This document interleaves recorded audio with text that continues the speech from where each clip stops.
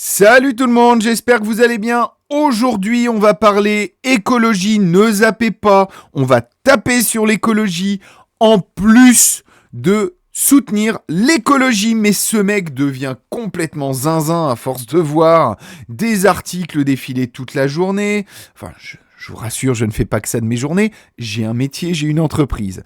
Mais vous allez vous dire, à force de regarder tous les jours des articles, il devient zinzin. Mais non, non, non.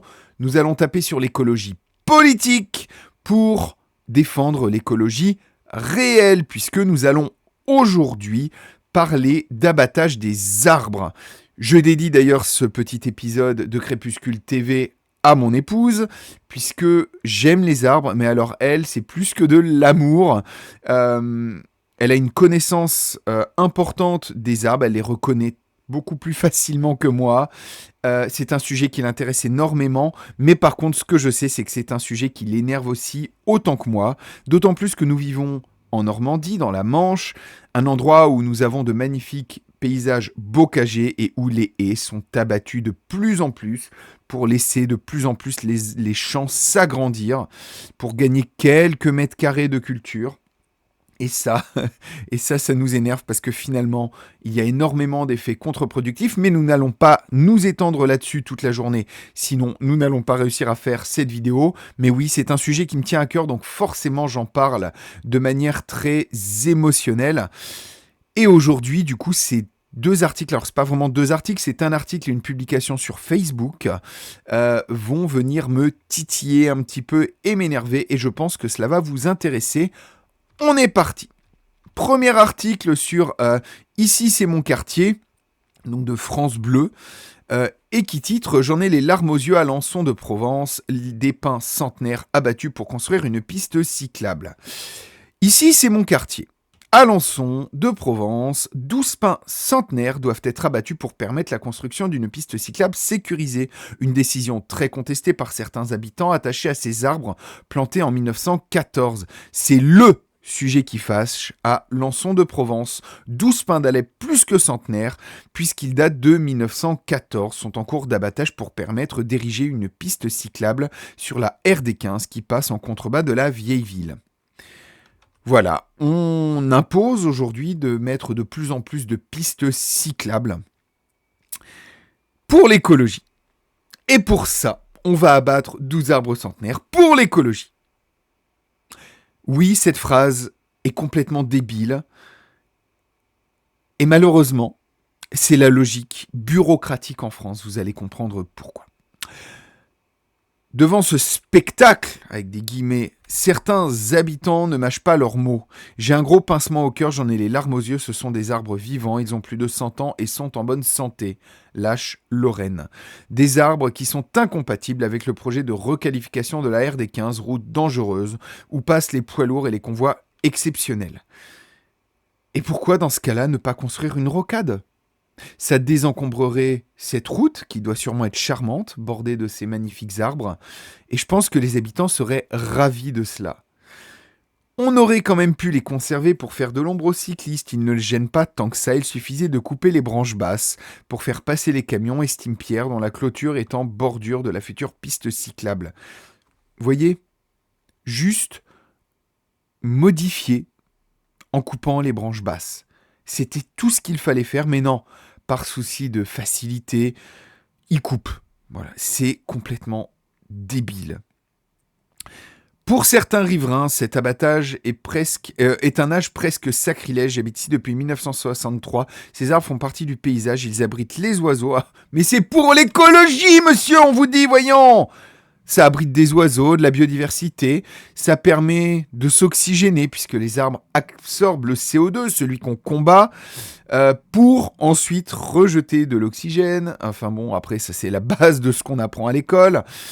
Mais bon, visiblement, l'écologie ne s'encombre pas du bon sens. Ils sont beaux comme tout et on les coupe pour faire passer 2 cyclistes par jour. Et ça, c'est une réalité malheureusement. La majorité des pistes cyclables sont désertes. Moi, pas très loin de chez moi, il y a une piste cyclable que j'emprunte de temps en temps, qui a été construite au bord d'une grande route. C'est compliqué en plus cette piste parce que là on nous parle qu'on abat des arbres pour le danger. Elle est juste au bord des habitations, des voitures qui sortent et les voitures sortent sans faire attention. J'ai failli m'en manger une ou deux fois parce qu'ils sortent sans se préoccuper du fait qu'il y ait une piste cyclable et que potentiellement des vélos puissent y arriver. Deux, trois fois j'ai évité de justesse les bagnoles. Mais bon, cette piste, je n'ai jamais croisé personne d'autre que moi. Donc on fait des pistes cyclables, c'est bien. Encore faut-il que les gens fassent du vélo. Alors moi, je l'encourage, hein, je suis cycliste. Hein. Mais construire une piste cyclable pour personne, en abattant des arbres, c'est pas de l'écologie.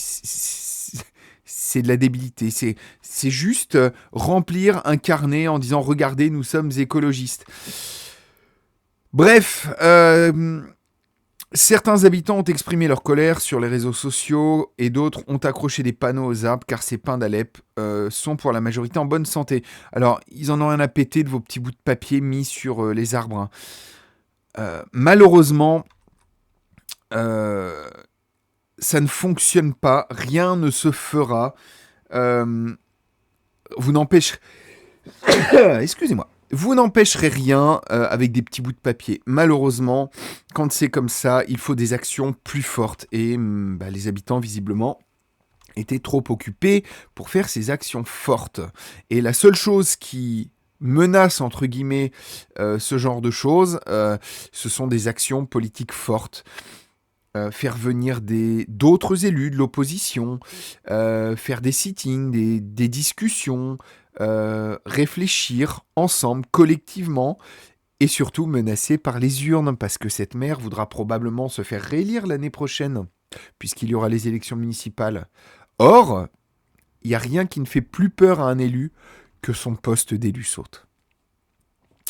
De son côté, la maire Julie Arias, alors j'ai été faire les recherches, c'est une maire Les Républicains. Voilà, donc les Républicains qui nous disent toujours « Ouais, les écologistes, ils nous font chier. Nous, on est l'écologie de bon sens, l'écologie réelle, plus proche du peuple, et pas l'écologie politique. » La preuve que les Républicains, tout comme les écologistes politiques, parce que je les déteste aussi, sont des branques et n'y connaissent rien en écologie. Donc, du coup, elle se défend de couper des arbres par plaisir. Il y a deux possibilités. Soit on fait une piste cyclable via les marquages au sol. Oui, sur la voirie elle-même. Soit on fait une vraie piste cyclable bidirectionnelle sur la partie trottoir. Et nous sommes obligés de répondre aux normes, imposées de largeur obligatoire. Je vous l'ai dit, la piste cyclable que j'emprunte, et là les habitants connaissent, il y aura 2 clampins qui vont passer par jour. Qu'est-ce qu'on s'en tape de faire une voie cyclable bidirectionnelle, vu qu'il y aura personne qui va l'utiliser, votre piste cyclable? Moi, je n'ai jamais croisé personne, c'est une bidirectionnelle que j'emprunte, je peux me mettre à droite à gauche, on s'en tape. Il n'y a jamais personne sur cette piste cyclable. Donc pourquoi faire une bidirectionnelle pour 2 clampins par jour? Je suis pour l'écologie. Mais si t'abats des arbres, il faut qu'il y ait une réelle utilité. Or, 2 clampins par jour, ça n'a pas d'utilité. Fais une simple voie, côté de la route, il y en a qui vont me dire « Ouais, mais c'est dangereux. » Bah oui, mais je suis désolé, mais à un moment, c'est aussi aux chauffeurs, aux conducteurs de faire attention. Il suffit, par exemple, de mettre des ralentisseurs sur la route, de réduire sur cette portion de route la vitesse. Et le problème est résolu. Mais bon, visiblement, c'est plus facile de couper des arbres et de faire une bidirectionnelle qui ne sera empruntée par personne. Alors du coup, la solution choisie par la mairie, c'est une piste sécurisée. C'est une route départementale qui passe à cet endroit. Elle est référencée pour le passage des convois exceptionnels et des camions. Faire passer des collégiens à vélo sur cette voie, c'est impossible. Alors on peut en parler des collégiens et des écoliers à vélo? On peut en parler? Il n'y en a pas. Ça n'existe plus. J'ai une fille au collège. Je n'ai jamais vu, et je vais la chercher, hein. Je n'ai jamais vu un collégien partir à vélo. Et ils ont un rack à vélo qui est tout le temps vide. Donc, voilà. Intérêt zéro. Et même s'il y en a un ou deux, on ne détruit pas des arbres centenaires pour faire passer un ou deux gamins. Pour Julia Arias, il fallait aussi résoudre le problème de l'accessibilité aux personnes à mobilité réduite. Il y a des moments dont les enfants sont en fauteuil roulant, et voilà. Et c'est toujours sous couvert de bons sentiments. Comment ils faisaient avant, dis donc? Oh bah oui, mince, comment ils faisaient avant? Il y a des moments dont les enfants sont en fauteuil roulant qui m'ont alerté sur cette route qui ne permet pas de circuler tout au long du même côté. Avec le futur équipement, on ne sera plus obligé de changer de trottoir. Donc on va faire rouler des fauteuils roulants sur des pistes cyclables. Personne n'y voit voilà, un problème. Avec le futur équipement, on ne sera plus obligé de changer de trottoir. J'entends parfaitement qu'un arbre en vie, dont on doit le laisser en vie, mais j'entends aussi qu'une personne en fauteuil roulant, on doit le déplacer normalement. Ce pin sera remplacé par 12 mycocouliers et 12 savonniers de 4 à 5 mètres de haut. Une maigre consolation pour les habitants très attachés à leur pain d'Alep. Vu l'âge que j'ai, je pense que je n'aurai jamais l'occasion de profiter de leur ombre. Voilà. Et d'ailleurs, on a une photo donc de cette voie. La route est dégueulasse. Refaites une route propre. Point. Coupez les branches basses. Point. On peut faire passer une mini-pelle à côté, mais pas des vélos. Voilà. Encore une fois, on va vous prendre par les sentiments, on va vous parler de la, comment dire, de la nécessité pour les personnes à mobilité réduite, et je suis sensible à cela.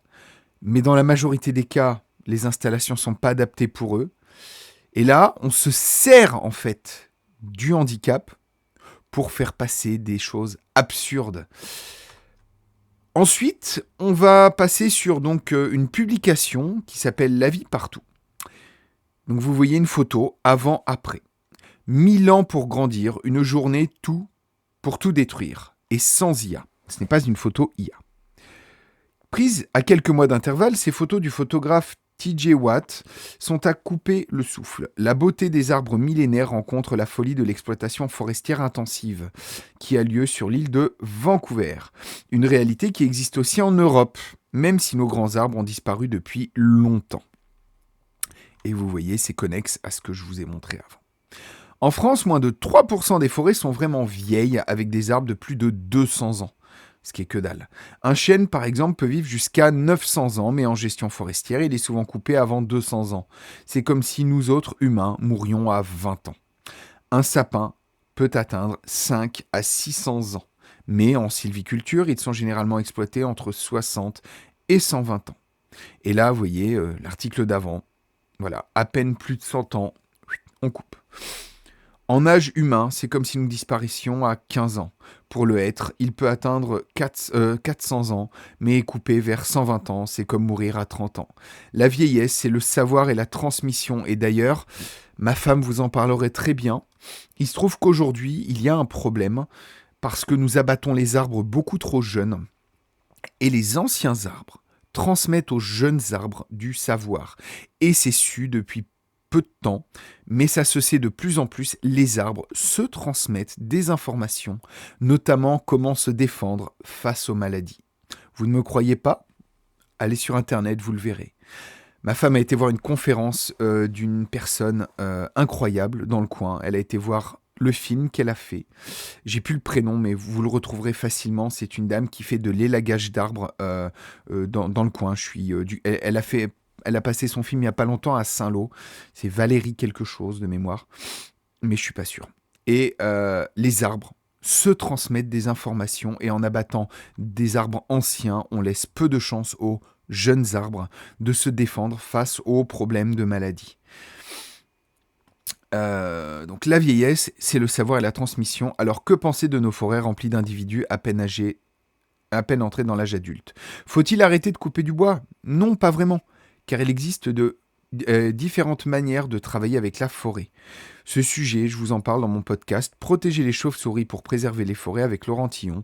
Voilà, vous pourrez trouver le lien. Vous allez sur Internet, si ça vous intéresse, vous cherchez La vie partout, la page qui s'appelle La vie partout, et vous aurez donc du coup la possibilité de vous renseigner là-dessus. Karine Marcy, ça y est, je viens de retrouver le nom de la dame. Je vous invite à regarder également, c'est super intéressant. Et si le sujet vous intéresse, si votre avenir vous intéresse, intéressez-vous à cela. Et pour finir cette vidéo, je vais vous citer Geronimo, voilà, un Amérindien très connu, et qui un jour a dit: quand le dernier arbre aura été abattu, quand la dernière rivière aura été empoisonnée, quand le dernier poisson aura été pêché, alors on saura que l'argent ne se mange pas. Merci à tous de nous avoir écoutés, de m'avoir écouté. Je parlais aussi des arbres, donc d'avoir écouté ce qu'ils ont à nous dire. N'hésitez pas à liker, partager, commenter. C'est vous qui faites vivre cette chaîne. Abonnez-vous, j'ai besoin de vous. Je sais que les sujets sur l'écologie fonctionnent moins, donc envoyez à YouTube un signal comme quoi c'est également un sujet qui vous intéresse. Et bien entendu, n'hésitez pas également à vous abonner à mon ancienne chaîne La Croisée des Chemins où je parle des solutions pour vivre mieux dans un monde qui se fissure. Et enfin, pour terminer, si vous avez un petit euro qui traîne, si vous avez les moyens de m'aider, plus qu'un euro bien sûr, vous avez également un lien Tipeee en bas dans la vidéo.